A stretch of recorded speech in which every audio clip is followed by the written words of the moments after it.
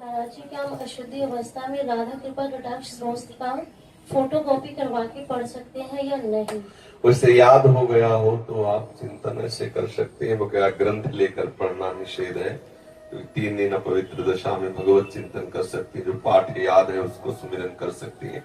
माला लेना, ठाकुर सेवा करना, रसोई बनाना, ग्रंथ पढ़ना, ये गृहस्थ धर्म में जो माता बहनें 3 दिन अपवित्र रहती हैं नहीं करना चाहिए। ऐसी शास्त्र मर्यादा है। फिर जैसा ठाकुर जी प्रेरित करें, शास्त्र मर्यादा है, ऐसा नहीं करना चाहिए। महाराज जी, जब हम अशुद्ध हैं और भगवान इतने शुद्ध हैं, उनको कोई चीज अशुद्ध नहीं कर सकती, तो फिर हमारी आप अपने आपे को भूल जाओगे कैसे? खास, हाँ बस यही तो बात, इसीलिए तो कह रहे हैं नियम से चलोगी तो भूल जाओगी। नियम से चलोगी, बनाई हुई मर्यादा से चलोगी तो शरीर भान भूल जाओगी। और नियम अगर विपरीत दशा में चला गया तो शरीर भाव पुष्ट होता चला जाएगा। एक खास बात है, आप एक पत्नी व्रत ले, आप धर्म से चले तो आपको वैराग्य हो जाएगा, आपकी वासना नष्ट हो जाएगी। दवा अगर नियम से खाओगे ना, रोग नष्ट हो जाएगा। और आप व्यभिचार करें, चाहे जितना करते चले जाए, आपकी वासना बढ़ती चली जाएगी, आपकी गंदगी बढ़ती चली जाएगी। ये नियम है वही चेष्टा। लेकिन एक पत्नी व्रत ले, धर्म पूर्वक चले तो आपको वैराग्य हो जाएगा। कितने ऐसे गृहस्थ हैं जो वैरागी हैं, पति पत्नी दोनों घर में रहते हुए भी ब्रह्मचर्य हैं। और कितने ऐसे कि देखो, बोले कितने साल, बोले 90 साल के, तो बोले क्या पूरा जीवन हो गया, खाक बटोरते हैं कहां, वही के वही खड़े। सब सुलझने की बात है। तो इसलिए हम पहले शास्त्र आज्ञा पालन करें, तो परम पवित्र प्रभु हैं और हम उनके परम पवित्र अंश हैं, ये बात समझ में आ जाएगी। और जो शरीर अपवित्र है उससे हमारा राग खत्म हो जाएगा। अभी शरीर अपवित्र है, शरीर अपवित्र है तो हमारा भाव भी अपवित्र है, क्योंकि हम शरीर से युक्त हैं। आप कभी ये मानती हो कि मेरा शरीर अपवित्र हुआ? मैं नहीं। उस समय यही रहता है कि मैं अपवित्र हूं, रहता है ना। मैं जैसे हम शौचालय से निकले तो हम ये नहीं मानेंगे कि मैं आत्मस्वरूप हूं, मेरा शरीर अपवित्र है लेकिन मैं पवित्र हूं। अगर शरीर का स्मरण आ रहा है तो अभी आप शरीर भाव में हैं। और जिन महापुरुषों का छूट गए पड़े रहते हैं अवधूत स्थिति में, भगवान उनके साथ खेलते रहते हैं। उस स्थिति तक पहुंचने के लिए हमें तर्क छोड़कर शास्त्र आज्ञा पालन करना पड़ेगा।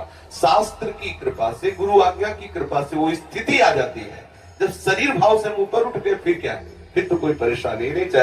चाहे लघु शंका की पड़े हो, चाहे शौच के पड़े हो, शरीर अपवित्र है लेकिन वो परम पवित्र प्रभु में रमण कर रहा है। अभी हमारी दशा ऐसी नहीं है। हमारा शरीर हमें मैं करके दिखाई दे रहा है, नहीं दिखाई दे रहा। शरीर की भूख मेरी भूख, शरीर की मांग मेरी मांग, शरीर का कष्ट मेरा कष्ट आ रहा है ना। बस इस राग से छूटने के लिए शरीर को सिद्धांत में बांध दो। तस्मात् शास्त्रं प्रमाणम् कार्या कार्यो विरुद्ध, क्या करना है क्या नहीं करना, इस शास्त्र के अनुसार चलो तो शरीर का राग खत्म हो जाएगा। इसका परिणाम होगा शरीर से राग खत्म हो जाएगा। आप पवित्र रहिए तो आपको शरीर से वैराग्य हो जाएगा। ये खास बात है। शास्त्र की आज्ञा पालन कीजिए तो आपको शरीर संसार से वैराग्य हो जाएगा, और शास्त्र के विरुद्ध चलिए तो आप रागी हो जाएंगे, आप आसक्त हो जाएंगे। ये आपको दंड होगा। शरीर संसार की आसक्ति वही तो आपको जलाती, वही तो आपको जन्म मृत्यु के चक्र में फंसाती है। समझ गए बच्चा? जब हम भगवान के लिए प्रसाद नहीं बना सकते, उनको भोग नहीं पवा सकते बच्चा, इसीलिए इस शरीर से घृणा करनी है। धिक्कार है ऐसे शरीर को जो प्रिया प्रीतम से बिलक करता है, तभी तो शरीर से राग खत्म होगा। ये अपवित्र शरीर जो हमें प्रभु की सेवा से छुटवा दे, ऐसे शरीर से क्या राग करना। धीरे धीरे शरीर के प्रति हे भाव हो जाए। जन्म मृत्यु जरा व्याधि दुख दोषानुदर्शनम, भगवान ने गीता जी में कहा। शरीर के प्रति हे भाव होने लगता है, क्या मलमूत्र का भांड है, छोड़ो इससे राग। धीरे धीरे धीरे वो अपने स्वरूप में स्थित हो जाए। अभी इतना ममत्व है शरीर में, कोई ऐसे छू ले तो एकदम ऐसा नहीं होता। तुमने हमें ऐसा कितना अपना मय पर है। अगर हम ठीक सिद्धांत से चलेंगे तो हम बहुत जल्दी लाभ प्राप्त कर लेंगे। जहां हमारी स्थिति है हम बात उसी स्थिति की करें तो हम बहुत जल्दी आगे बढ़ जाए। होता क्या, हम लोग बात करते हैं छत की और अभी बिल्कुल 100 हाथ गड्ढे में खड़े हैं। बात ये है, शरीर से हमारा संबंध बहुत घनिष्ठ हो चुका है। इतना हो चुका है कि शरीर से हम संबंध किए, ये शब्द भी गलत है। मैं ही शरीर हूं ऐसा है। आप देख लो, कभी दर्पण में तिलक लगाते समय सोचा कि शरीर के मस्तक पर तिलक रचना कर रहे हैं? नहीं। मेरा तिलक कैसा है, यही तो आएगा ना। मेरा रूप कैसा है, मैं ठीक लग रही हूं, लग रहा हूं, ऐसी बातें आएंगी नहीं आएंगी। तो इसका मतलब शरीर राग है। शरीर राग हटाने के लिए शास्त्रीय सिद्धांत स्वीकार करना होगा। जिस समय माता बहनें अपवित्र होती हैं, उस समय वो जो भी भोग बनाती है, वो शास्त्र के अनुसार कह रहा हूं कि जो ब्रह्म हत्या देवराज इंद्र को लगी थी, उसी के 4 विभाग किए गए थे। पहला विभाग स्त्री को दिया गया था और उसके साथ वरदान भी दिया गया था कि उसी अवस्था के अंतर्गत वो जब सृजन क्रिया में जाएगी तो संतानोत्पत्ति की सामर्थ्य उसको प्राप्त हो जाएगी। पृथ्वी ऊषर भूमि, जो ऊषर भूमि है, ये वो ब्रह्म हत्या का एक भाग, उसको वरदान दिया गया था, चाहे जितना गड्ढा खोद दिया जाए अपने आप भर जाएगा समय पे। वृक्ष की गोंद जो निकलती है वो ब्रह्म हत्या, और उसको वरदान दिया काटने पर भी पुनः आप हरे भरे हो जाओगे, मतलब समय आने पर आप वृक्ष रूप धारण करो। और जल में ठेन बुदबुदा काई, ये ब्रह्म हत्या के 4 भाग के। और जल को आशीर्वाद दिया गया कि कभी भी कहीं भी पवित्रता होगी तो आप उसमें सम्मिलित होगे, जल छिड़को, आचमन करो, जल के द्वारा पवित्रता। ऐसा 4 वरदान भी उनको अलग अलग दिए गए और उनके लिए विधान भी किया गया है। देवराज इंद्र को जब ब्रह्म हत्या लगी थी तो शास्त्र में मर्यादा चली आ रही है, अगर इसका हम पालन करेंगे तो शरीर से वैराग्य हो जाए।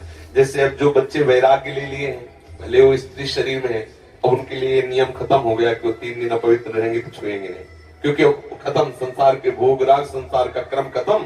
अब वो वैरागी, अब वो 8 पैर प्रभु की सेवा में लगे हैं, पर अपने गृहस्थ धर्म से है, शरीर सुख की कामना से है, शरीर का हम प्रयोग कर रहे हैं अपने इंद्रिय सुख के लिए, तो आप पवित्रता धारण करो, जिससे तुम्हारा ये राग नष्ट हो जाएगा।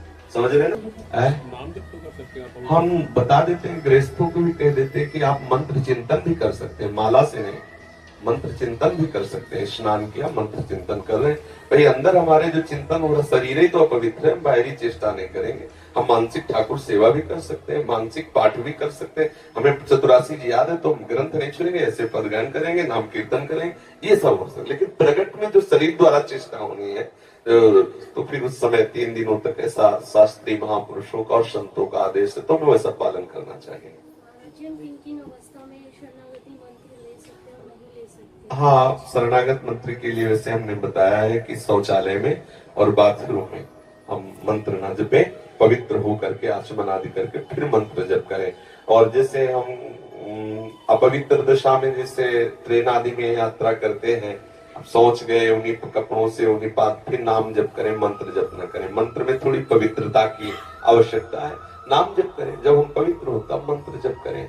और अगर आप पवित्र हैं तो हर समय फिर जप सकते हैं, केवल शौचालय और लक्षण का छोड़कर। दिनचर्या में भी जैसे रसोई पकाते हुए घर के काम, बिल्कुल बिल्कुल मंत्र जप सकते हैं। हाँ, बिल्कुल बिल्कुल कर सकते हैं, बिल्कुल कर सकते हैं, उत्तम बात है।